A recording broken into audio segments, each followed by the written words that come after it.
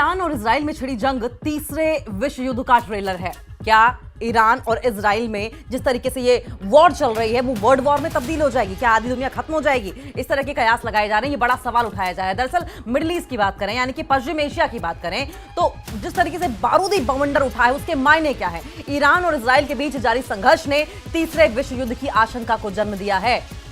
Israel के rising lion operation और Iran के ट्रू प्रॉमिस 3 के जवाबी हमले ने तनाव बढ़ा दिया है। देखिए, जिस तरीके से दोनों ही कंट्रीज की ओर से बैक टू बैक एक दूसरे पर ऊपर अटैक किए जा रहे हैं, नुकसान पहुंचाया जा रहा है, मासूम लोगों को मारा जा रहा है, मिसाइलें दागी जा रही है, रॉकेट्स दागे जा रहे हैं, रॉकेट लॉन्चर्स का इस्तेमाल किया जा रहा है, मिलिट्री बेसिस को टारगेट किया जा रहा है, न्यूक्लियर साइट्स को अटैक करने की कोशिश की जा रही है, साइंटिस्ट मारे जा रहे हैं, सिविलियंस मारे जा रहे हैं, हॉस्पिटल्स को टारगेट किया जा रहा है। ऐसे में ये जो सिचुएशन है वो एक्सलेट होती दिखाई दे रही। कहीं से ऐसा नहीं लग रहा है कि किसी भी तरीके से इसको अभी ठंडा किया जा सकता है। और उस पर से अमेरिका जैसी कंट्रीज जो है वो आग में घी डालने का काम कर रही हैं, बैकिंग इजराइल को कर रही हैं। वहीं ईरान के जो सबसे बड़े धार्मिक गुरु हैं आयतुल्लाह खमनेई, उन्होंने दो टूक कह दिया है कि इजराइल को बख्शा नहीं जाएगा। इजराइल ने अपना दुर्भाग्य खुद ही लिख लिया है। दरअसल आप समझे, एक बार फिर से आपको बताते हैं वर्ल्ड वॉर 3 की आशंका क्यों जताई जा रही है। ये आशंका इसलिए जताई जा रही है, इस चीज को लेकर इसलिए बात की जा रही है क्योंकि इजराइल के राइजिंग लॉयन ऑपरेशन के लिए तैयारी पहले कर दी गई थी। कहा जा रहा था कि अप्रैल में ही लॉन्च होना था। वहीं ईरान के ट्रू प्रॉमिस 3 के जवाबी हमलों ने तनाव बढ़ा दिया है। पहले इजराइल ने अटैक किया, ईरान ने जवाब दिया, रिटेलिएट किया, और उसके बाद अब जो है टेंशंस वो बढ़ती नजर आ रही हैं। अमेरिका इजराइल का समर्थन कर रहा है, जबकि रूस ने तीसरे विश्व युद्ध की बात कर दी है। देखिए, हमने कल ही बात की थी इस बारे में कि दो धड़ों में बटी दुनिया नजर आ रही है। जहां इजराइल की बैकिंग कर रहा है अमेरिका, वहीं ईरान का सपोर्ट अब रशिया कर रहा है, और रशिया ईरान अच्छे दोस्त भी रहे हैं।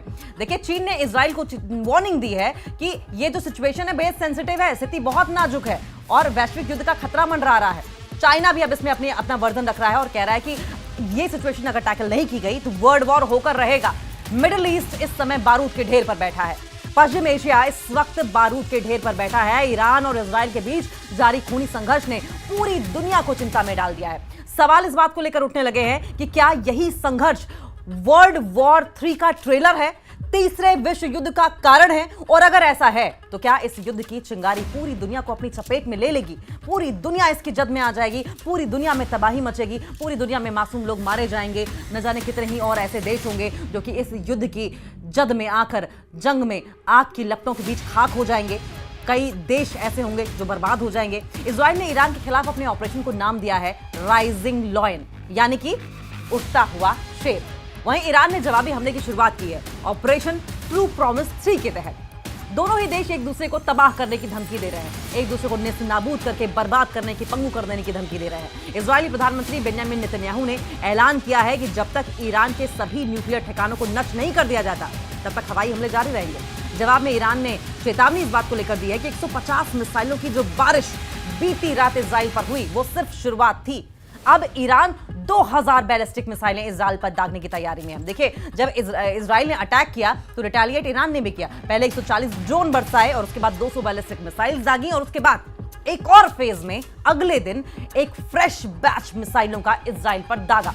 इजराइल में इस वक्त तबाही मची पड़ी है। जो मौतों का आंकड़ा है वो बढ़ता चला जा रहा है और जो घायल लोग हैं उनका आंकड़ा बढ़ता चला जा रहा है। कई मिलिट्री बेसिस को टारगेट किया गया है। हालांकि इजराइल खुलकर इस बात को कबूल नहीं कर रहा है। वहीं आपको ये भी बताएं कि कई ऐसी फुटेजेस इजराइल से सामने आई हैं जहां पर धुआं उठता दिखाई दे रहा है, बर्बादी के निशान दिखाई दे रहे हैं। ईरान के 9 वैज्ञानिक मारे गए थे, 6 टॉप कमांडर ढेर कर दिए गए थे, और ऐसे में कुल मिलाकर देखा जाए तो 20 ऑफिसर्स ईरान के मारे गए थे। और दावा इस बात को लेकर किया जा रहा है कि पिछले 48 घंटों में इजराइल ने ईरान के कई अहम ठिकानों को भी निशाना बनाया है। मीडिया रिपोर्ट्स के मुताबिक ईरान के 9 परमाणु वैज्ञानिकों और 6 टॉप कमांडर्स की मौत हो चुकी है। ये मीडिया रिपोर्ट कह रही हैं। इस हमले के जवाब में ईरान ने इजराइल के डिफेंस सिस्टम को भेदते हुए टेल अवीव की ऊंची इमारतों को मलबे में तब्दील कर दिया है। दोनों तरफ से ही विभक्त हमले किए जा रहे हैं, दोनों तरफ से ही बर्बादी मचाई जा रही है, दोनों तरफ से ही रॉकेट्स, परमाणु हथियारों की धमकी भी दी जा रही है।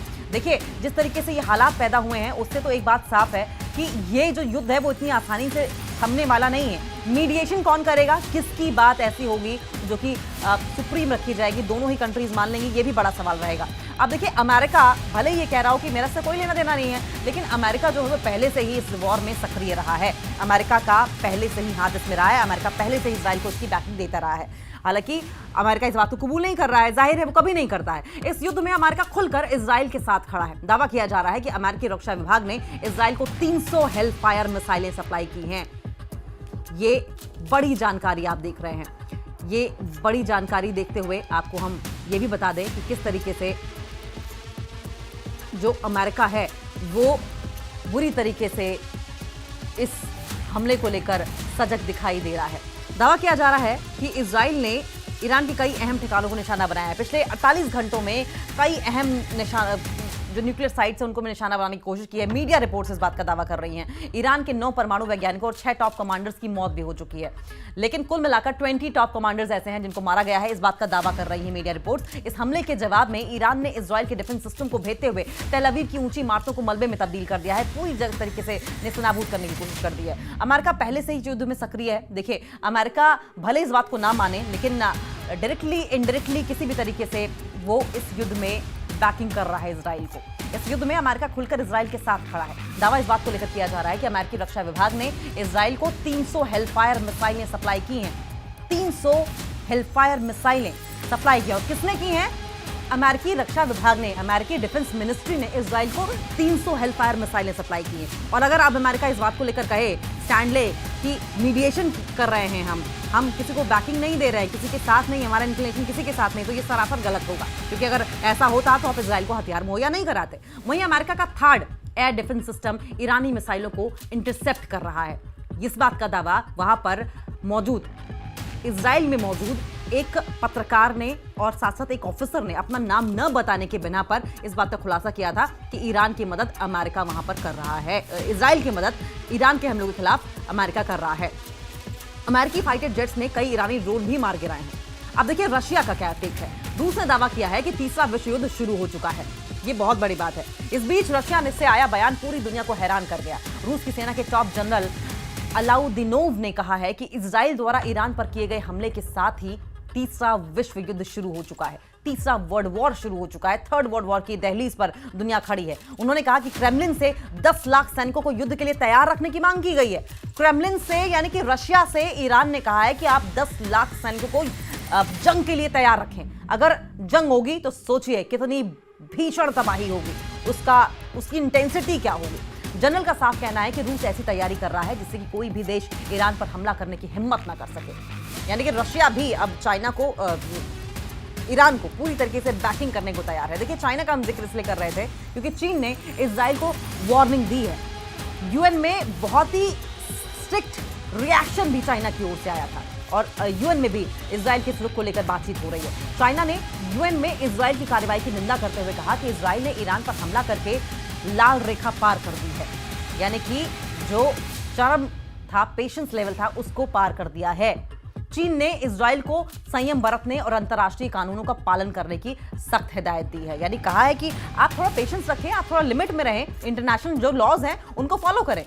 कयास इस बात के भी लगाए जा रहे हैं कि ईरान और इजराइल की जंग में अब दुनिया के सबसे शक्तिशाली देश अमेरिका, रशिया और चीन भी शामिल हो रहे हैं। और ऐसे में डर यह है कि अगर ये टकराव और बढ़ा तो तीसरे विश्व युद्ध की शुरुआत पश्चिमी एशिया से ही हो सकती है। और अब सबकी निगाहें इस पर टिकी है कि क्या कोई डिप्लोमेटिक एंगल, क्या कोई कूटनीतिक रास्ता इस तबाही को रोक सकेगा, या फिर इंसानियत को एक और वर्ल्ड वॉर का, एक और विश्व युद्ध का सामना करना पड़ेगा।